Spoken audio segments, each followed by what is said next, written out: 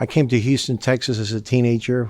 As we grew up and through all that, and we were all grown up as kids, my little brother got in trouble. He was in gangs. He went to prison for murder. And when he did that, that's when I said, okay, Lord, I'll surrender to the ministry. My name is Jaime Garcia. I am the lead pastor here in the inner city of Houston, just north of downtown, Bethel Baptist Church. These are the three things that I believe that God has gifted me since I was young. Love God, to love people, our community, and then teach our church how to serve the community well. This community now is probably over 70 to 80% Hispanic. Now we have the older crowd, the ones that only speak Spanish, but we also have the second and third generation Hispanic community.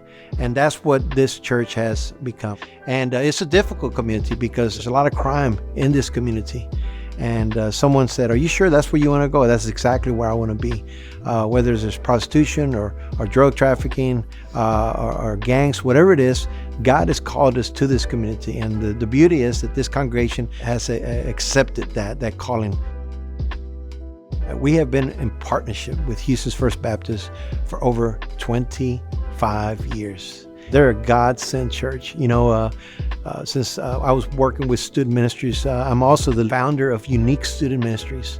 And that is where I connected through with Pastor William Taylor, which was one of your missions pastors there at First Baptist. Through this relationship, not only did they help with mentorship and encouragement, but they also followed it with financial support and allowed me and my team to be able to grow and reach out to the inner city. Just recently, they have done some incredible things here. We can't believe what has taken place in doing some of these things that needed to be done in our church so that we continue to keep our doors open. As a matter of fact, they came at a very pivotal time, right after COVID. The conversation came where, Pastor, we want to help you. We want to help you. And could you give us a list of some of the things that we can help you with your building? And I'll never forget, Pastor Clark said, never mind, you're not going to tell us. So we're going to go to your campus. And your leadership team came and they took note and they saw for their eyes the awning that was falling apart, and we had water leaks, our roof that was leaking, some of the doors that were unsecure, and they needed to secure our facility and our student center, the floor. We have no floor in there. Through their heartbeat of giving, we've been able to see every one of those areas completely restored.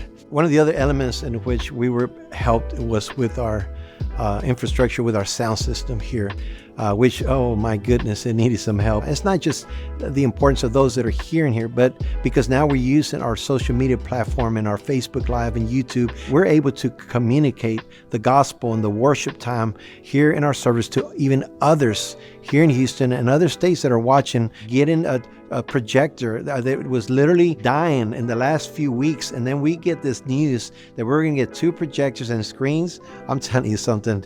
If that doesn't get you excited, I'll tell you what, I don't know what, but it is fun to see what God is doing. Our relationship with Houston's First Baptist, this relationship is long-term because of what Houston First Baptist has done here now.